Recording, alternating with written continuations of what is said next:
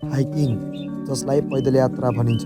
म आज तपाईँलाई सुदूरपश्चिमको गोदावरीमा रहेको एउटा सुन्दर हाइकिङ ट्रेकमा लिएर गइरहेको छु। यहाँ म र मेरो 3 जना साथीहरू एकसाथ हिँडिरहेका छौँ। यो हाइकिङ केवल मनोरञ्जनको लागि मात्र नभई यो हाम्रो जीवनलाई प्रकृतिसँग जोड्ने एउटा यात्रा हो। हेलो नमस्ते सबैजनालाई, फेरि पनि स्वागत छ मेरो नयाँ भिडियोमा। आज हामी सानो दूरीको छोटो यात्रा र मिठो रमाइलो पलको भिडियोसँग हजुरसँग उपस्थिति भइसकेका छौँ।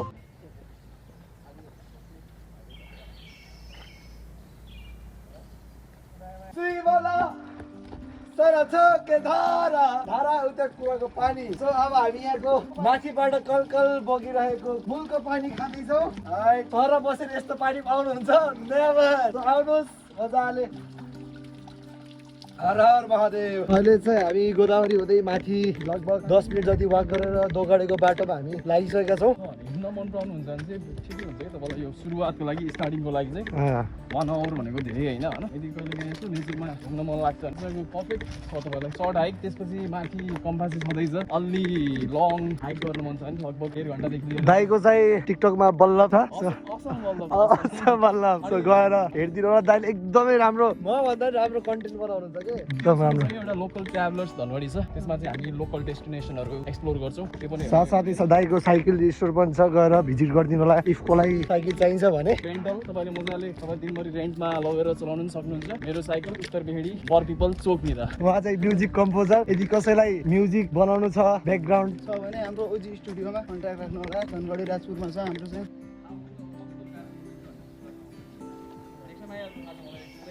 यो ठाउँ चाहिँ अब कता गाउँतिर निस्किन्छ भन्नु हुँदाखेरि चाहिँ म चाहिँ गएको छैन। हामी जानुपर्ने बाटो चाहिँ यो हामी चाहिँ अहिले हामी तलबाट जान्छौँ। गाडी निस्किन्छ होइन।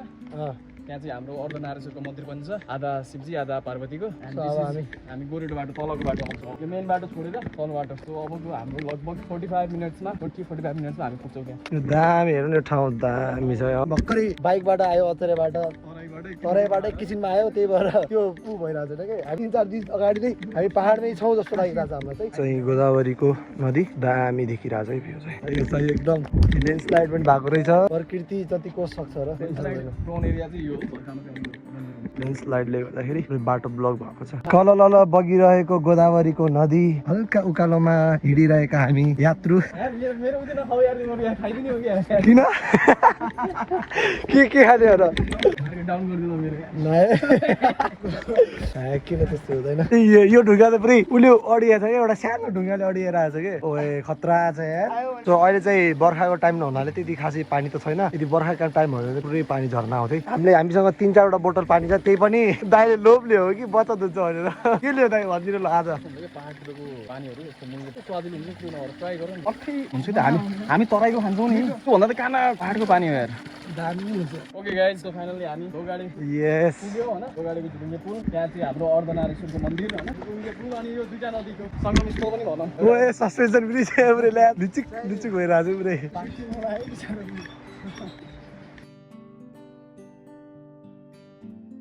अहिले चाहिँ हामी मन्दिरमा पुगिसकेका छौँ। मलाई चिन्नु भयो? दाइले चाहिँ चोलाइसक्यो, त्यसलाई चिया खाउनु चाहिँ त्यो चाहिँ एकदम धर्म। आज पनि चिया खाने, आज पनि चिया खाने, आज पनि चिया खाने।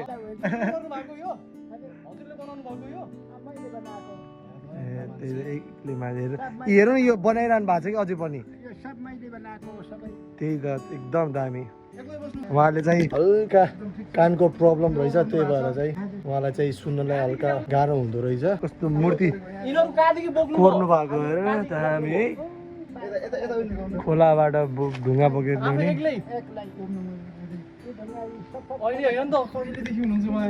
पारीका खोलाका ढुङ्गा चुन्दै यहाँ ल्याउँदै मजाको आफ्नै बनाउँदै एकदम दामी। हजुर चाहिँ कता सुत्नुहुन्छ राति, कता बस्नुहुन्छ राति? घर यता घर यता रहेछ है उहाँको। अनि यहाँ चाहिँ खाना पकाउने ठाउँ चाहिँ, अनि सानो घर टिनको छानो।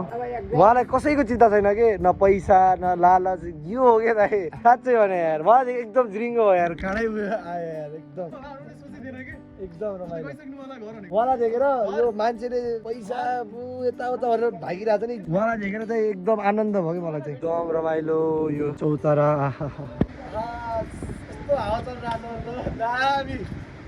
पटार कुरा सुन्नुभन्दा आनन्द भगवानसित चाहिँ कुरा गरौँ बसो राति डर लाग्दैन नाइ भगवान हुन्छ नि के को डर लाग्ने आनन्द छ डराउन त दिन्छन् दिन त म डराउँदिनँ ढुङ्गा सुङ्गा खतरा खुती गर्छन् राति म डराउँदिनँ मसित चाहिँ सबै 33 कोटी भगवान मसित छन् कोही डराउनु दिन्छ मलाई भन्छु डर लाग्दैन महादेवले रक्षा गरेका छ देवीले धेरै रक्षा गरेका छन् कल्याणका म सबैको कल्याणका लागि बसेको छु कल्याणका लागि हात जोडेको छु अहिले चाहिँ हामी तल नदीतिर गइरहेको छौँ गोदावरी त्यहाँ दाइले चाहिँ चिया बनाउने भन्दै हुनुहुन्छ चिया लभर हो कि एकदम दुध हालेको चिया दुध पनि ल्याउनु भएको छ फेरि अहिले हामी त्यो झोलामा के छ सब एक्सप्लोर गर्ने छ है दाइको आज पोल खोलिने छ यस्तो क्लियर पानी छ कि म चाहिँ हेर्न सक्छु यो विशाल पर्वतमा आज हिँड्नेवाला छु जो सगरमाथा भन्दा सानो छ तर ठुलो छ है विश्वको सबैभन्दा ठुलो पर्वत हो यो पर्वत आरोही यस्तो पर्वत चिया लभर लेखहरू कोरिएको छ छिनाले कोरेको हो र दाइले चाहिँ यो नबुझिने लेख उहाँले पढ्दै हुनुहुन्छ स्वर्गीय पिता माताको नाम राधे गोविन्द श्री लीना लासिता नाला tell me हर तबूश नाला कौन सा भाषा पढ रहे हो जाओ नर्सरी क्लास कहाँ पढ के आओ दाइको झोला अब एक्सप्लोर हुँदैछ है हामीले चाहिँ उतैबाट लिएको खोलिन्छ के भनेपछि ए जहाँ जाँदाखेरि पनि एउटा ग्यास चियापत्तीको डब्बा घरबाट चोरेर ल्याउनु त भएन हो यो भयो हाम्रो ग्यास चिनी अनि चिया छन्नी ओ भाइ साहब चिया बनाउने अङ्कल पनि आइसक्नु अस्ति थाहा भएको हुनाले उहाँले चाहिँ खल्टीमै गिलास लिएर आउनु भएको छ कटौरा तयारी अवस्थामा आउनु हाम्रो माथि हजुरले के लेख्नु भएको मैले यो शौचालयको लागि हो शौचालय गङ्गाजीमा नहाल्ने गङ्गाजीमा चाहिँ यो शौचालयको फोहोर गङ्गाजीमा पर्यो भने गङ्गाजी फर्किन्छ नि त त्यो हुनाले शौचालयको फोहोर चाहिँ गङ्गामा नफालौ भने अलग गुप्त राख्ने भनेर लेखेको हो ए तपाईँ अलग्गै आफ्नो त्यो क्रिएटिभिटी लाउनु हुनुहुन्थ्यो पढ्नेवाला को पहिला सुरु फर्स्टमा पढ्नेवाला को मैले त त्यो अगाडिको मात्रै पढेँ है स्वर्गीय लेख्नेवाला को पढ्नेवाला को त्यो त त्यही हो है बाजेले उहाँ त्यो ग्यासलाई फेसनको ग्यास ल्याउनु भएको रहेछ दाउरामा पकाएको गएको चोटि दाउरामा पकाउँछु हामीले यहाँ अगाडि पहिला दाउरा पकाएको भात दिएर अहिले चाहिँ फेसनमा तपाईको गिलास दिनुस् चेस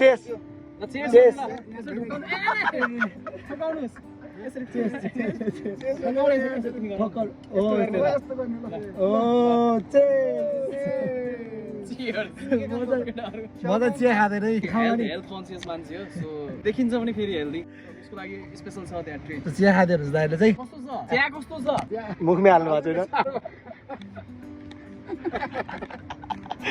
आज त्यो चुम्रे अब ठिक छ अघि चाहिँ चिया खानु भएको थियो दाइले सोध्नुभयो सोध्नुभयो अब ठिक छ थ्याङ्क यू बन्दोबस्त पुरा गर्नुपर्छ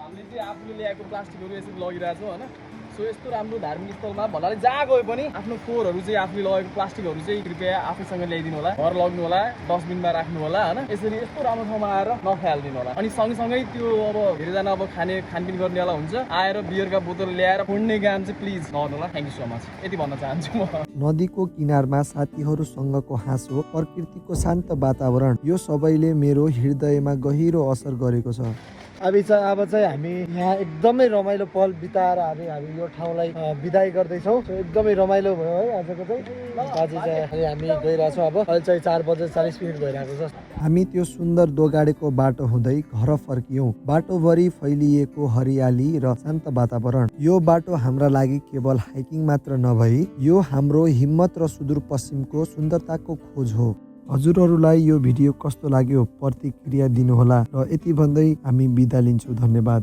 so we are heading back हाम्रो हाइक दोगाडेसम्मको सो आई डोन्ट नो केटाहरूले कतिको रमाइलो गर्यो एकदम मजा मैले चाहिँ लास्टै रमाइलो गरेँ